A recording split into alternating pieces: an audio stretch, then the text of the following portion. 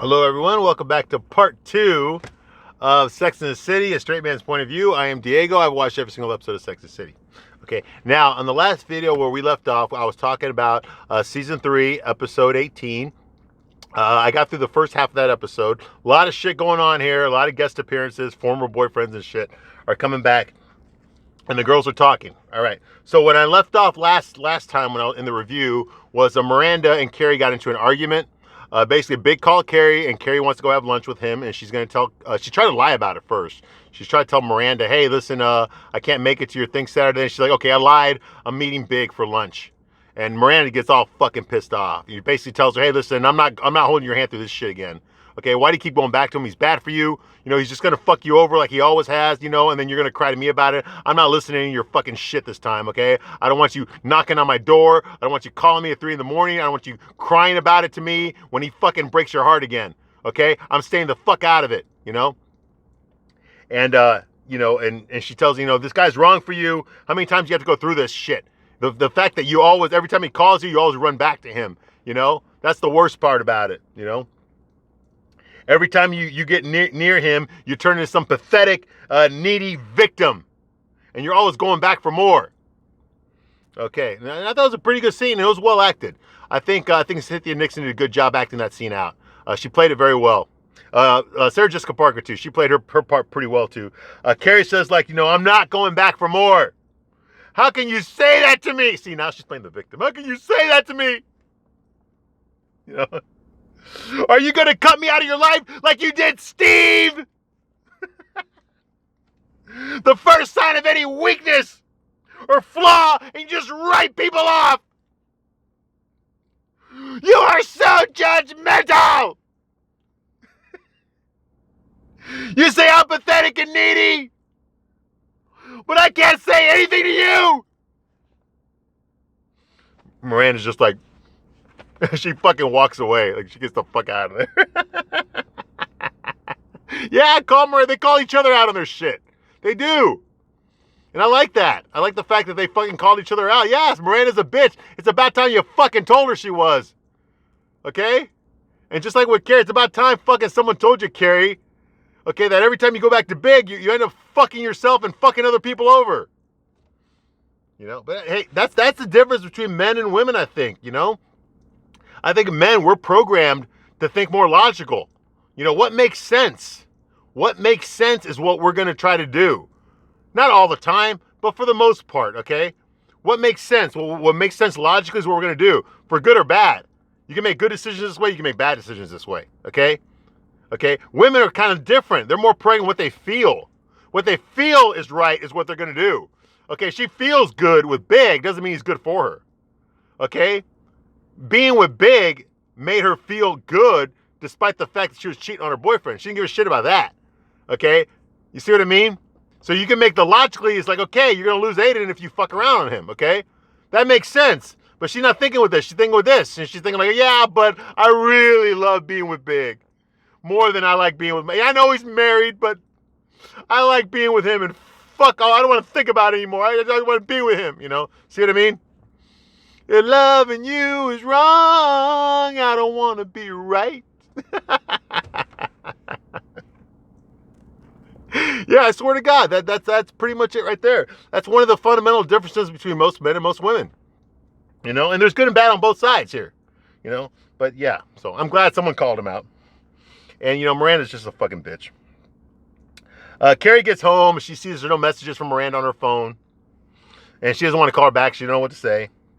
Miranda calls for takeout, and she hangs up because, you know, it's the same Chinese girl. Like, oh, yeah, and starts giggling at her because she's going to order the same thing.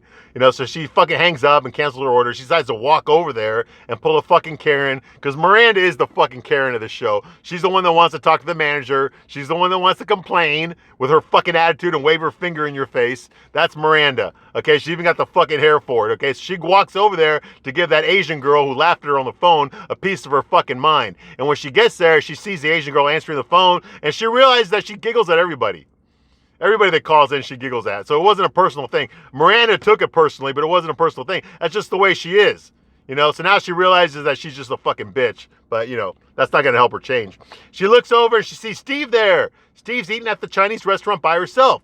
And then Carrie's narration tells us, okay, that the reason Miranda keeps ordering the same food from the same place, because this was a place that her and Steve used to go to all the time. And she would always order the same food there with Steve. It was a happy place. It was a place that she liked to go. It was food that was delicious. So whenever she ate the food, it reminded her of when she was happy, okay? It wasn't the fucking noodles and the chicken, okay? She was happy eating there with Steve. Because that's something her and Steve did when they were together. And they don't do that anymore because they broke up. Now she realizes that's why she keeps ordering the food, okay? And there's Steve, they're eating. So she goes up to him and starts the conversation. You know, he's like, oh, twice in 1 week. Oh, come help me eat these chips. I can't finish all this. You know, and they start talking, you know. See there, he says, twice in 1 week. He's like, I really like the hot and sour soup here. Hey, you know what? I love Chinese food. My favorite food is Mongolian beef, okay? There was this place I used to go to for Mongolian beef.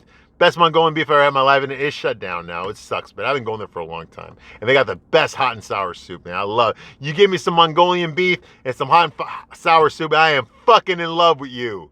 Okay, now I already know how to cook it myself. Okay, I don't need you to fucking make it for me. I know how to make my favorite fucking food, okay? But if you can make it for me with some hot and sour soup, oh, I love you for it. I love you for it. That's my favorite food, Mongolian beef. Yes. Anyway. That's because in a past life, I was a soldier for Genghis Khan. Yeah, past life reincarnated. But that's a different video. All right. So anyway, so we're not talking about that right now. All right. So Miranda and Carrie, he's sitting there with her. You know, Miranda tells him that her and Carrie had a fight. You know, and she says, like, you know, Steve, am I judgmental? You know, my judgmental stuff. How bad was it? Well, it wasn't good. See, Steve's trying to be nice, man. See, there's not a lot of guys like Steve, okay? There's not a lot of guys like Steve. They'll just fucking take this abuse from this bitch and fucking still be nice to her, you know? It's like, you know, like the kill him with kindness. I know I've heard that before. Most guys aren't going to do that. I'm not going to do that. You know, if you're a bitch to me, I'm not exactly going to be nice and smiley and jokey with you the next time I see you. I'm going to avoid you. I'm not going to be mean to you either, but I'm going to avoid you. I'm not going to talk to you. You know? I'm not going to fucking invite you to sit down with me and joke around old times. No. Fuck you. Not if you're a fucking bitch. I want nothing to do with you. All right. So Miranda says, like, you know, I didn't throw you away, did I? Because Carrie says I threw you away. And Steve says, you know, well, yeah, you did, Miranda. You threw him away. Okay? You just got tired of it. You kept thinking you can get something better. Okay? You kept thinking you could get something better. You didn't like the fact that this guy was kind of immature. You know? You wanted some corporate guy, some guy with an Ivy League education like you, who was a fucking millionaire or some shit. Somebody could challenge you, you know, intellectually, you know, and he didn't do any of that stuff. Okay? What he did, he challenged you emotionally. You know, he challenged you that way. But, you know, you saw him as pathetic, as a man-child. Because he enjoyed life. Because he didn't own his own bar. He just worked at one. Huh. You know? Like you judged him on that. That's not what you wanted, okay? So you go out there to try to find those guys. You date some guys like that. And guess what? They look at you the way you look at Steve. You're not good enough for me.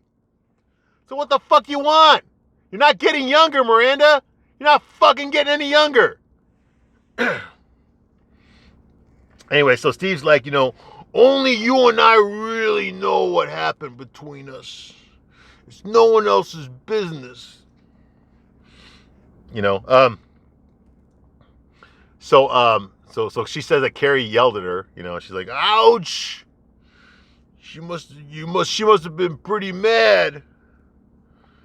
You know, you yelled at her? And Miranda's like, yeah. So anyway, how's your girlfriend doing? She's okay. She's just okay? I'd like to know more about that. You know. So I guess so Miranda decides she's gonna eat there with him. And she's gonna order off the menu. She's gonna try something new off the menu. Not order the same shit like she does all the time. She's gonna order something new. Good for you, Samantha. I mean Miranda. All right. Meanwhile, Samantha's having sex But those trainee hookers are outside making a bunch of noise, and it's pissing her off. She can't come. The guy's pumping away at her, but she's just like fucking distracted by the fucking trainees making noise outside. So she pushes the fucking guy off her bed. We don't know who the fuck he is. He's just some fucking stud muffin that's there. She pushes him off the bed. She looks out there. Now here's the weird thing. He's fucking buck ass naked. Okay, this guy's like a bodybuilder. Okay, and he's buck ass naked, but fucking Samantha's wearing a fucking 90. How the fuck does that work? Like, why the fuck is he naked but she's wearing a 90 while she's having sex? Makes no fucking sense to me, but this is how the show is, right? Like I said, this is what happens when gay guys and lesbians and feminists write a TV show, okay? They always get it fucking wrong, all right? So anyway, so Samantha gets pissed off, and she goes and she pushes the guy off of her, and she runs out to the window, and she's like, shut the fuck up! I call the cops! I'll cut your fucking dicks off! And they're like, and the trainer's like, suck my dick! You come here and try it, you fucking bitch! You know, so Samantha runs the kitchen. She looks for a fucking knife. She grabs a big pot, fills it up with water, and pushes the guy is like, hey, come back to bed. Forget about them. She's like, nah, shut the fuck up. She goes out there with the water, and she fucking throws the water on one of the trainees. And her wig comes off. It's fucking...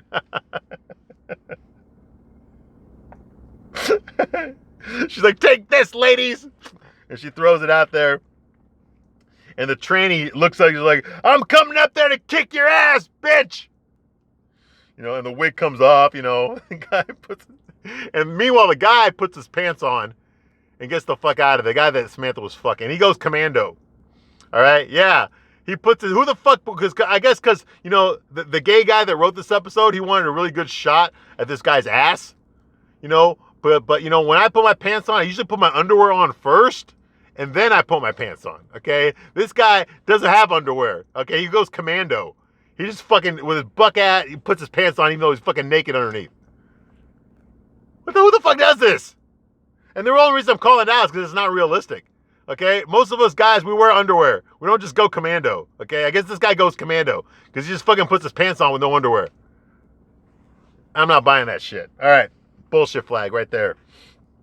Okay, so that happens. He tells Samantha, you freak me out, and he leaves. Meanwhile, Charlotte's back at her apartment. She's reading the Dalai Lama. You know, she gets a knock on the door, and it's Trey. It's her husband, Trey. And he's horny. Yeah, he tells her that he can't stop thinking about her and that he wants to fuck. Well, now that she left him, now that she's separated and moved out, now he wants to fuck her. Okay, and they fucking start going at it passionately with their clothes on. With their clothes on.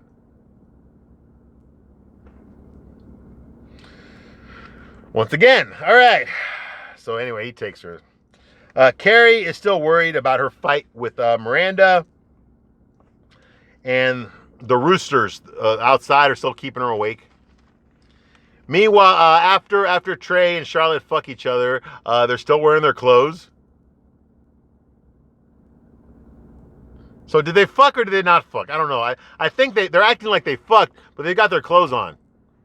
And they're not like standing up or sitting down. They're actually sitting on the floor against the wall. Who the fuck does that? Who sits on the floor against the wall when you're in your own fucking apartment? Why would you do that? It makes no fucking sense. You know, like I can understand they had sex, but wouldn't they be naked if they had sex? They just had sex and they're talking. So I don't fucking know. I don't fucking know if they had sex or not. All right. And they start talking, you know, and Charlotte's kind of wondering, why is he horny now when the whole time they were married he didn't want to fuck, but now that they're separated, he wants to fuck. She can't understand it, and he has a heart-to-heart with her, you know, which is the shit that he should have talked about before you got fucking married. You should have had this conversation. But it turns out that Trey really didn't want to get married. You know, he really just didn't want to get married. You know, and I can understand, I can respect that too. He didn't really want to get married, but you know, he let Charlotte fucking manipulate him into getting married. So Charlotte said, well, why did you get married then if you don't want to get married? He's like, oh, you know, everyone I know is married. You know, I'm at that age where I should be married. According to society, I should be married by now. You know, I should be starting a family by now. You know, it's my time. It's what's expected of me. You know, and just like Charlotte thought, Because remember, Charlotte was ready to get married already. She already planned the date. She already had the invitations written out. All she needed was the fucking guy to show up. Okay, otherwise she had everything mapped out. She was going to get married this year, no matter what. You know? So Charlotte was no better than him. And he also said, I knew I'd never find someone like you. You know? And I didn't want to lose you. I knew that in order to keep you, I had to marry you. And that makes sense, but still, you should have fucked first. Okay? You should have fucked a lot. And then, if that was working good, then you get into the relationship. Then, if that's working good, then you get engaged. Then, if that's working good, then you get married. Then, if that, you see what I mean? There's steps. They didn't do any of that shit. They put the carriage before the horse. Okay? They got too old. They both got too old, got scared, and decided, we gotta get married now! You gotta find someone now! You see what I mean? And that's not a healthy way to go about a relationship, much less go about life. You know, you get married when you fucking want to get married. That's the truth. That's what I think. Get married when you want to get married. Okay?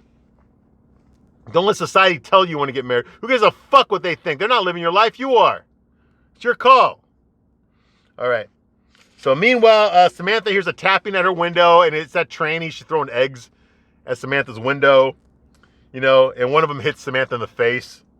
And she goes, now who's laughing, bitch? So Carrie goes to a payphone and calls from outside the restaurant where she's going to meet Big. And she's outside of the date. And Miranda tells her, hey, I'm sorry. Hey, don't listen to me. What I said. You know, I don't know what's right for you. You know, I really don't know what's right for you. You know, but I'll be there. I promise I'll be there. You know, so I'll be your friend. No matter what happens. If he fucks you over again, I'll hold your hand again. You know? And that's what a friend does. That's what a friend does. You got to stop. You got to take yourself out of it when you're there for somebody. You got to take yourself out of it. Okay? This isn't about you. It's about you helping your friend.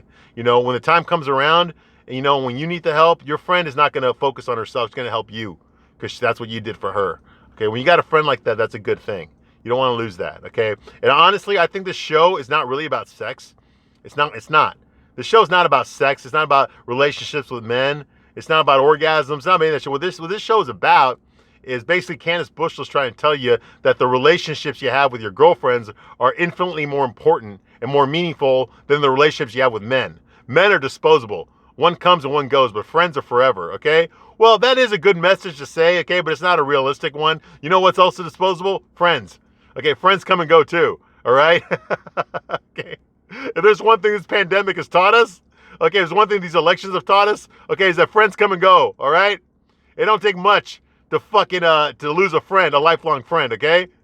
Just tell them who you voted for, okay? Then find out if they're still your friend, okay? Exactly, all right? So no, okay, all relationships are tepid. All relationships could end at any moment, okay? Now, I wouldn't say one is better than the other, but I will say this, you know, when you get married to somebody, you're making a commitment to that person, you know, good or bad, you're making a commitment to that person for the rest of your life.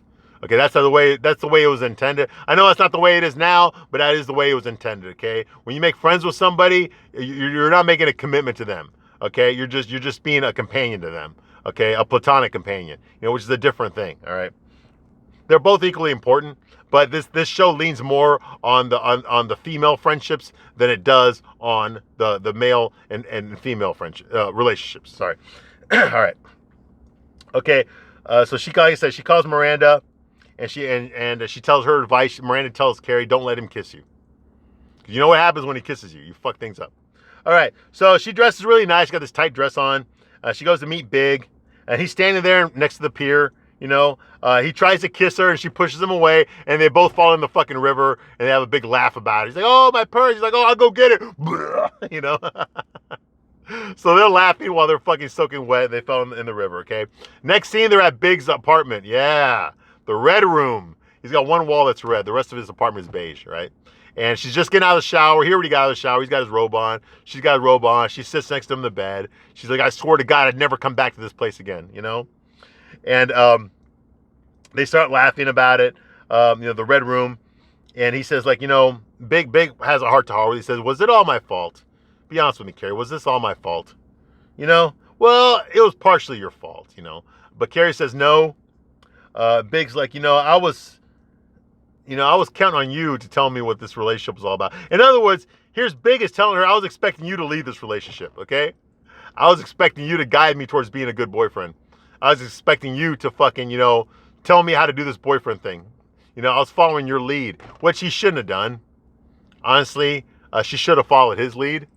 But he was very wishy-washy as a boyfriend. You know, like he wasn't 100% sure what he wanted to do. I mean, he knew what he wanted to do, but he wasn't 100% sure of how he felt about her. You know, he didn't let her know that. He never let her know for sure how he felt. Okay, and she always wanted to know. Every 5 minutes, she wanted to know how he felt about her, and he didn't want to give her that. You know? So was that wishy-washy? A little bit it was. I mean, he did do some very selfish things, you know?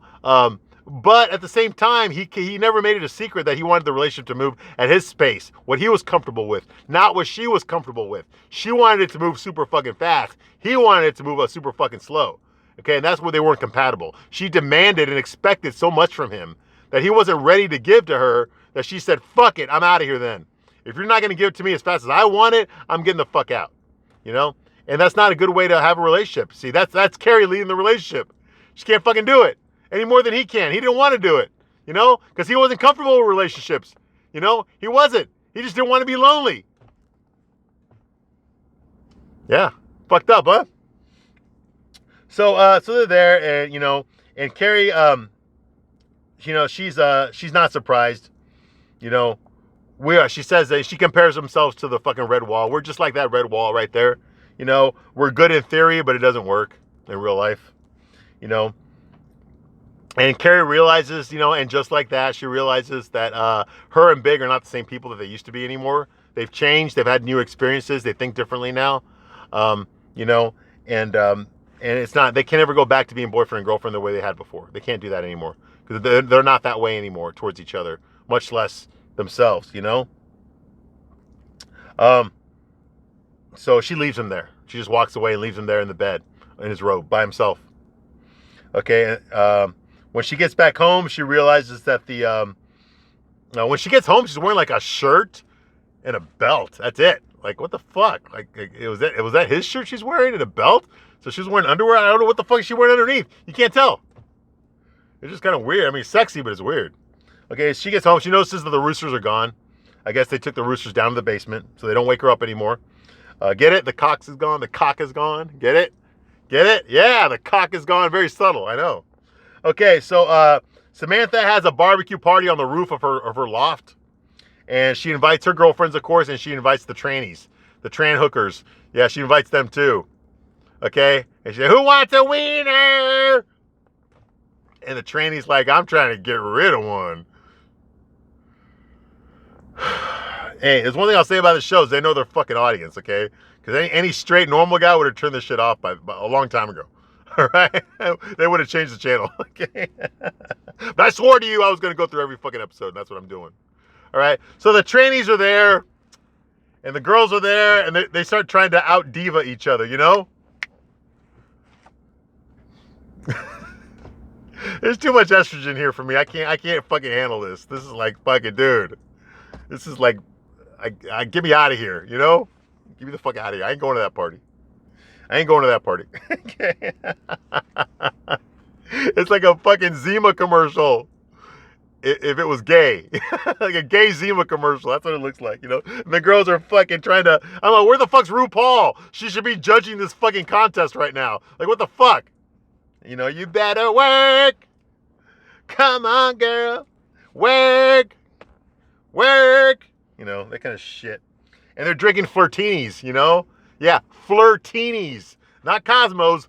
Flirtini, whatever the fuck that is. I don't know what the fuck it is. Okay? And Carrie's got these really short shorts on. Yeah, they're pretty sexy, but damn, I mean, there's like, she's wearing fucking like underwear. I mean, I'm sure that's normal now, but back then I was kind of risque, you know? So that's going on here. And like I said, they're trying to out-diva each other, and it's fucking, the whole fucking scene is gay as fucking hell. That's because Michael Patrick King wrote it. Okay? So yeah, it's gay. Gay as fucking hell, you know? Alright, so that's that. Okay? That's my straight man's point of view of season 3. Finally got it done. Episode 18, part 2. Part 1 is the video before this. Thank you for being with me this long. We've only got fucking 3 more seasons to go. I know season 4 is going to be a long one, but season 5 I think is like 8 episodes. But then season 6 is like 20 episodes. So yeah, or even maybe even more. I don't know. Or it might be 20 episodes. Yeah. Season 6 is going to be like, that's going to be a long one. Holy shit. Yeah. But anyway, but I'm going to get through it. Okay. I'm going to get through it. I'm going to go through every fucking episode. And then I think what I'm going to do after that, I'm going to go back to reviewing my guy stuff. But I think I'm going to start reviewing chick flicks, you know? Kind of bursting your fucking bubble here. Yeah. You know? Kind of telling you the truth between the fact and the fiction. Exactly. I think I'm going to start off with some no-brainers like fucking The Notebook and shit. Just blow that shit apart. You know, yeah, I think that's what I'm going to do. I'm going to do like a chick flick massacre. I think that's what I'm going to call it. Chick flick massacre after this. And just fucking ruin chick flicks. I'm going to give you chick flicks from a straight guy's point of view. Yes, a straight man's point of view. Because you can't handle it. You think you can handle it, but you can't. It's too much for you. Yeah. Okay. So anyway, yeah. So that was season 3. We got that one down the shitter. It's in the shitter now. Okay. And then I'm on vacation right now. Obviously, that's why I'm doing this video in the car. But when I get back in town, we're gonna go fucking head first into season 4.